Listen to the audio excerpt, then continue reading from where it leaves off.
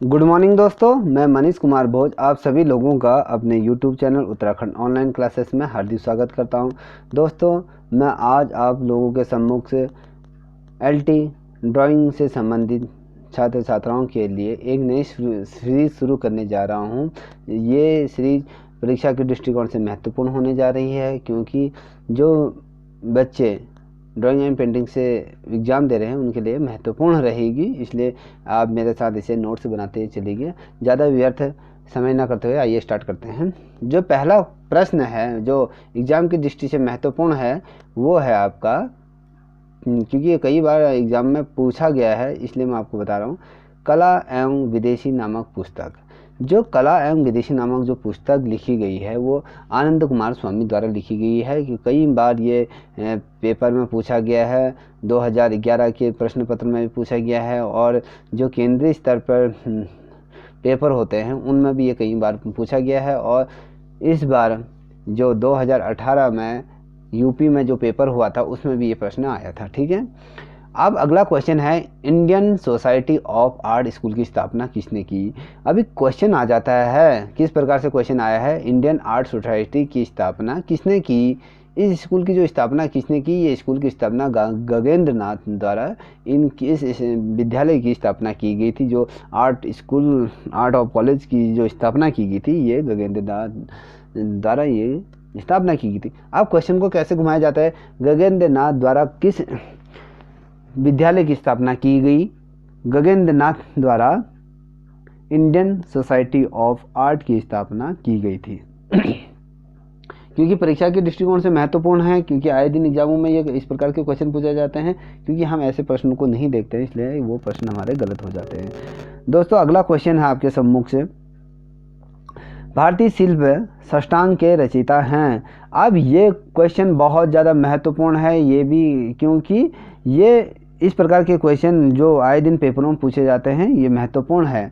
भारतीय षष्टांग के रचयिता हैं, ये हैं आपके अरविंद नाथ ठाकुर। अब अरविंद नाथ ठाकुर द्वारा रचित पुस्तक का नाम क्या है, भारतीय शिल्प षष्टांग द्वारा इनके द्वारा रचित ये पुस्तक है। अब भारतीय देखो किस प्रकार से क्वेश्चन पूछा जाएगा। अब पहले जो क्वेश्चन किस प्रकार से पूछा गया, इंडियन सोसाइटी ऑफ आर्ट की स्थापना गगनेंद्र नाथ द्वारा की गई थी। अब भारतीय शिल्प षष्टांग के रचयिता अरविंद नाथ ठाकुर द्वारा इसकी स्थापना की गई थी। ठीक है, अब क्योंकि ये महत्वपूर्ण है इसलिए मैं आप लोगों के सम्मुख से ये ला रहा हूँ।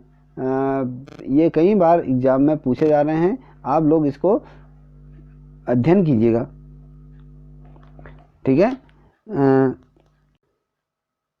ठीक है दोस्तों, अब अगला प्रश्न की तरफ हम बढ़ रहे हैं। द बंगाल पट नामक पुस्तक किसने लिखी, ये इसके रचयिता कौन है। द बंगाल पट जो पुस्तक लिखी है ईवी हेवल्स द्वारा ये पुस्तक रचित हुई है। ठीक है, अब प्रश्न को किस प्रकार से पूछा जा सकता है, दूसरी तरीके से ईवी हेवल्स द्वारा किस पुस्तक का निर्माण किया गया है, इनके द्वारा कौन सी पुस्तक लिखी गई है। वो जो पुस्तक लिखी है द बंगाल पट नामक पुस्तक ईवी हेवल्स द्वारा ये लिखी गई है, परीक्षा के दृष्टिकोण से भी महत्वपूर्ण है। आइडियल्स ऑफ ईस्ट के लेखक कौन है, ये इनके जो लेखक है ओकाकुरा, ये महत्वपूर्ण प्रश्न है। ओकाकुरा इनके द्वारा ये लिखी गई है। अब ऐतिहासिक पत्रिका भारती का आरंभ है। अब जो ये ऐतिहासिक जो पत्रिका है भारती का आरंभ जो हुआ था वो हुआ था 1877 ईस्वी में हुआ था। अब 1877 ईस्वी में किस ऐतिहासिक पत्रिका का आरंभ हुआ था, अब वो है भारती नामक पुस्तक का आरंभ हुआ था। ठीक है, अब रूपक नामक, देखिए रूपक नामक पत्रिका का प्रकाशन कब हुआ। रूपम नामक पत्रिका का प्रकाशन कब हुआ था, ये 1919 में इस पत्रिका का प्रकाशन हुआ था।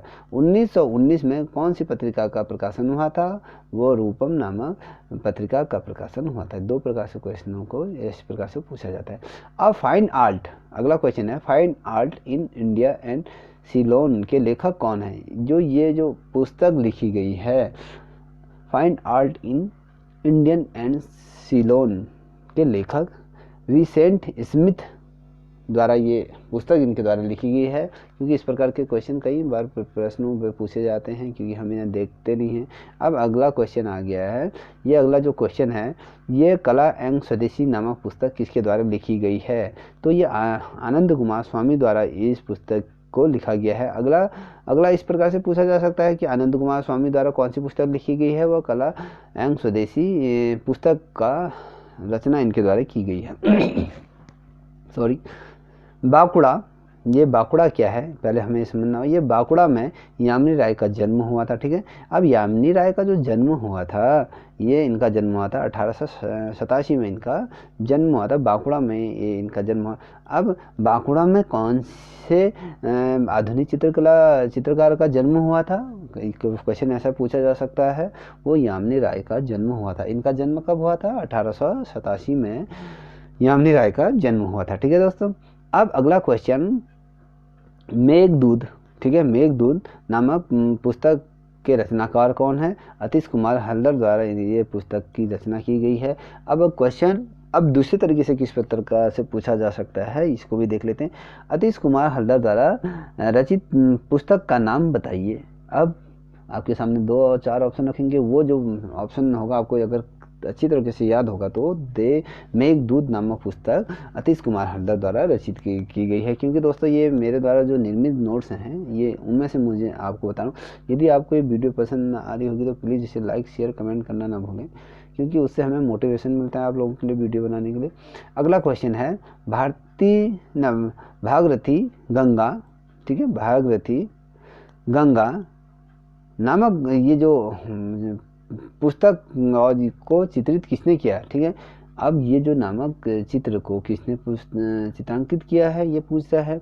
अब ये किया गया है, ये जो भागीरथी गंगा जो नामक जो चित्रांकन किया गया है, ये प्रमोद कुमार चटर्जी द्वारा इसको चित्रित किया गया है। अब प्रमोद कुमार चटर्जी द्वारा किस चित्र का चित्रांकन किया गया है? ये किया गया है भागीरथी गंगा नामक पुस्तक का चित्रांकन इनके द्वारा किया गया है।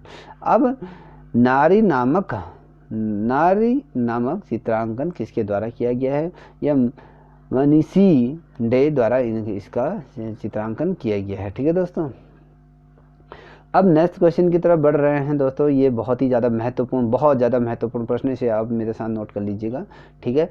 अब ये जो ये प्रश्न है, ये चांदनी रात नामक चित्र किसके द्वारा रचित है? ये जो चांदनी रात का जो दृश्य का जो चित्रांकन किया गया है, वो गोपाल घोष द्वारा इसको चित्रांकन किया गया है। अब गोपाल घोष द्वारा किस चित्र को चित्रांकन किया गया है? वो है चांदनी रात को उनके द्वारा चित्रांकन किया गया है, ठीक है। अब अगला क्वेश्चन ये भी बहुत महत्वपूर्ण है, इसे भी आप देख लीजिए। यशोदा और बाल कृष्ण का जो चित्र बनाया है, जो चित्र किसके द्वारा बनाया गया है? अगर क्वेश्चन ऐसा पूछा था, वो शैलेंद्र नाथ डे द्वारा ये बनाया गया है। अब क्वेश्चन हम किस प्रकार से देखते हैं, इसको दूसरे तरीके से देखते हैं। शैलेंद्र नाथ डे द्वारा किसका चित्रांकन किया गया है? ये इन्होंने ये यशोदा माता और श्री कृष्ण की जो बाल लीलाओं का जो वर्णन किया गया है, जिसमें श्री कृष्ण और यशोदा माता का जो बाल्य अवस्था में जो बहुत माता और बेटे का जो प्रेम का जो दृश्य दर्शाया गया है, उसमें बहुत अच्छी तरीके से इनके द्वारा चित्रांकन किया गया है। अगला क्वेश्चन है, नर्तकी आम्रपाली नामक चित्र को किसके द्वारा बनाया गया है? जो नर्तकी है, ये चित्र जो इसका जो चित्रांकन किया गया है, ये चित्रांकन किया गया है नंदलाल बोस द्वारा इसका चित्रांकन किया गया है, ठीक है। अब परीक्षा की दृष्टिकोण से भी इसलिए महत्वपूर्ण होते हैं क्योंकि ये क्वेश्चन इसलिए कभी कभी क्वेश्चन आ जाते हैं, हम इन क्वेश्चन को पढ़ते नहीं तो ये अचानक क्वेश्चन हमारे सम्मुख से आ जाता है, तो हम घबरा जाते हैं और हम उसे गलत करके आते हैं, क्योंकि हम डीपली नहीं पढ़ते ना किसी क्वेश्चन को, इसलिए हमारे लिए ये दिक्कत हो जाती है। अब नर्तकी आम्रपाली नामक जो पुस्तक है, वो नंदलाल बसु द्वारा लिखा गया है। नंदलाल बोस द्वारा कौन सा चित्र लिखा गया है, चित्रांकन किया गया है? वो नर्तकी आम्रपाली, ठीक है। अब मनपुरा आइसलैंड, ठीक है, मनपुरा आइसलैंड 1970 नामक कुंडली चित्रित है। ये मनपुरा आइसलैंड 1970 में जो नामक जो कुंडली चित्र जो बनाया गया है, वो जैनुल अल अवेदीन जैनुल अवलदीन द्वारा इसको चित्रांकन किया गया है। ठीक है, अब दोपहर की चिलचिलाती धूप छाँव नामक जो चित्रांकन किया गया है किसके द्वारा किया गया है भैया, ये मोस्ट इम्पोर्टेंट है, इसे देख लीजिए। ये मैं इसलिए कह रहा हूँ क्योंकि ये जो क्वेश्चन है ये कहीं नहीं प्रश्नों पर आ जाते हैं। ये आगामी जो परीक्षाएं हो रही हैं उसमें ये प्रश्न पूछे जाते हैं, क्योंकि ये प्रश्न घुमाने वाले प्रश्न हैं, हमने पढ़े होते हैं, ये हम थोड़ा इनको भूल जाते हैं इसलिए। अब दोपहर की चिलचिलाती हुई धूप छाँव का चित्रांकन किसने किया, ये जॉर्ज कीट द्वारा इसका चित्रांकन किया गया है। जॉर्ज कीट द्वारा किस चीज़ का चित्रांकन किया गया है, दोपहर की चिलचिलाती छाँव धूप का चित्रांकन जॉर्ज कीट द्वारा किया गया है। मास्टर ऑफ द माउंटेन के नाम से जो विख्यात है, देखो मास्टर ऑफ द माउंटेन्स के नाम से जो विख्यात है वो जो चित्रकार है निकोलस रोरिक। ठीक है, मास्टर ऑफ द माउंट के नाम से जो कलाकार विख्यात निकोलस रोरिक नामक चित्रकार इस नाम से विख्यात है। ठीक है, अब आयर दानिश नामक जो चित्र जो ग्रंथ है उसकी वो किस भाषा का अनुवाद किया गया है, ये है पंचतंत्र की कथाओं का इसमें अनुवाद किया गया। पंचतंत्र कथाओं का अनुवाद किसके माध्यम से किया है सॉरी आर ए दानिश द्वारा इसका अनुवाद किया गया है। कैलीग्राफी में कौन सा चित्रकार कार्य करता था, वो रविंद्रनाथ टैगोर कैलीग्राफी के अंतर्गत कार्य करते थे। कैलीग्राफी किससे संबंधित है, वो रविंद्रनाथ से संबंधित है। अंतिम यात्रा नामक जो चित्रांकन किया गया है, जो चित्र बनाया गया वो किसके द्वारा बनाया गया है, वो रविंद्रनाथ टैगोर द्वारा इसका चित्रांकन किया गया। जो ये अंतिम यात्रा मतलब जब मनुष्य अपनी अंतिम अवस्था से मृतान अवस्था की तरफ बढ़ता है, जब परलोक की तरफ जाता है, तो उस समय का जो चित्रांकन बखूबी तरीके से रविंद्रनाथ टैगोर द्वारा इसका चित्रांकन किया गया है। क्योंकि इसमें मृत्यु की वो लास्ट की जो घटना होती है वो उसमें जब मनुष्य संघर्ष रत रहता है तो उस समय का दृश्यों का चित्रांकन इसमें बखूबी तरीके से रविंद्रनाथ टैगोर द्वारा ये किया गया है। अब सती नामक चित्र नंदलाल बसु ने चित्रांकन किया, किस वाद शैली में इसको किस चित्रांकन शैली में इसमें किया गया है। जो सती नामक जो चित्रांकन किया है, जो नंदलाल बसु का जो चित्रांकन किया गया है वो वाल शैली में इसका चित्रांकन किया गया है। ठीक है, अब ये बहुत महत्वपूर्ण प्रश्न है, ये प्रश्न कई बार प्रश्न एग्जाम में पूछा गया है, इसे भी देख लीजिएगा। भारत माता नामक चित्र रविंद्रनाथ टैगोर द्वारा चित्रित किया गया। अब भारत माता का जो चित्रांकन जो किया गया है वो किया गया है रविंद्रनाथ टैगोर द्वारा इसको चित्रांकन किया गया। अब क्वेश्चन ऐसे, रविंद्रनाथ टैगोर द्वारा किस का चित्रांकन किया गया है, वो भारत माता का चित्रांकन किया गया है। अब ताजमहल और शाहजहाँ की मृत्यु का जो चित्रांकन किसके द्वारा किया गया है, वो रविंद्रनाथ टैगोर द्वारा ही इसका चित्रांकन। अब एक तरफ शाहजहाँ ने जहाँ ताजमहल बनाया, दूसरी तरफ शाहजहाँ की मृत्यु हो रही है, उस समय का जो दृश्य जो दर्शाया है रविंद्रनाथ टैगोर द्वारा वो बखूबी तरीके से सुंदर तरीके से इसको दर्शाया हुआ है। ठीक है दोस्तों, अब आते हैं शिव का विस्पान किसके द्वारा किया गया। बहुत ज़्यादा महत्वपूर्ण प्रश्न है ये, प्रश्न एग्जाम में 100% आ सकता है, उम्मीद इसकी बहुत है। ठीक है, ये जो चित्र बनाया है ये नंदलाल बसु द्वारा इसका चित्रांकन किया गया। नंदलाल बसु द्वारा शिव का कौन सा चित्रांकन किया गया है, वो है शिव का विस्पान से संबंधित चित्रांकन नंदलाल बसु द्वारा किया गया है। अब कच्च देवयानी का चित्रांकन किसके द्वारा किया गया है, ये कच्च देवयानी का जो चित्रांकन किया गया है ये अतीश कुमार हल्दर द्वारा इसका चित्रांकन किया गया है। देखिए इसको भी देख लीजिएगा, ये भी महत्वपूर्ण प्रश्न है। अब अगले क्वेश्चन की तरफ बढ़ते हैं। अब वह है भागीरथी और गंगा नामक चित्रांकन किसके द्वारा किया गया है। इससे पूर्व भी ये आ चुका है, मैंने आपको बता दिया। ये भागीरथी और गंगा का जो चित्रांकन किया गया प्रमोद कुमार चटर्जी द्वारा इसका चित्रांकन किया गया है। अब माँ से विदा लेते हुए चैत्य, जब माँ से विदा लेते हुए चैत्य किससे संबंधित है? ये भगवान बुद्ध से संबंधित है। जब भगवान बुद्ध अपने ज्ञान की प्राप्ति के लिए जब जा रहे थे तब वो अपनी माता से विदा लेते हुए का जो चित्रांकन जो दर्शाया गया है वो छितेंद्र नाथ मंजूमदार द्वारा इसका चित्रांकन किया गया है। छितेंद्र नाथ मंजूमदार द्वारा किसका चित्रांकन किया गया? माँ से अलविदा लेते हुए बुद्ध के जो चैत्य का चित्रांकन किया गया है। अब ठीक है, अब संताल परियार नामक मूर्तिकार कौन है? जो संताल परियार नामक जो मूर्ति बनाई गई थी उसकी रचयिता कौन है या उसके निर्माणकर्ता कौन है? वो राम किंकर बैज है। ठीक है, अब राम किंकर बैज द्वारा कौन सा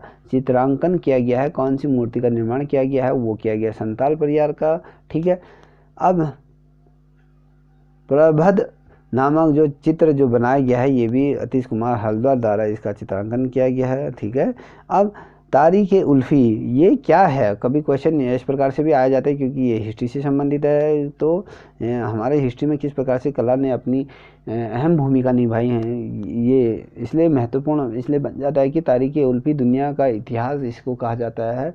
अब दुनिया का इतिहास किसे कहा जाता है? कभी क्वेश्चन आ जाता है, ये कहा जाता है तारीख उल्फी को दुनिया का इतिहास कहा जाता है। अब अरविंद नाथ ठाकुर द्वारा चित्रावली बनाई गई, कौन सी चित्रावली बनाई गई थी? उनके द्वारा मेघदूत की चित्रावली बनाई गई है। मेघदूत किसके द्वारा लिखा? अरविंद नाथ ठाकुर द्वारा चित्रित किया गया है। ठीक है दोस्तों, अब अगला क्वेश्चन आता है अष्टहास नामक चित्रांकन किसके द्वारा किया गया है? ये अष्टहास जो चित्रांकन किया गया है ये प्रसिद्ध चित्र गगनेंद्र नाथ द्वारा इसका चित्रांकन बनाया गया है। ठीक है, अब अगला क्वेश्चन है फल बेचने वाली लड़की काटने वाली। ठीक है, फल बेचने वाली लड़की प्लस लकड़ी काटने वाली का जो चित्रांकन किया गया है वो किसके द्वारा किया गया है? वो किया गया नारायण श्री बेंद्रे द्वारा किया गया। अब नारायण श्री बेंद्रे द्वारा प्रसिद्ध चित्र कौन सा है? फल बेचने वाली और लकड़ी काटने वाली का चित्रांकन बहुत बखूबी तरीके से किया। एक तरफ से एक बच्ची फल बेच रही है, दूसरी तरफ एक बच्ची क्या कर रही है? लकड़ियों को काट रही है। इसका जो बखूबी तरह से चित्रांकन भी नारायण श्री बेंद्रे द्वारा इसको बेहतरीन तरीके से प्रस्तुत किया गया है क्योंकि ये हमारी धरोहर है।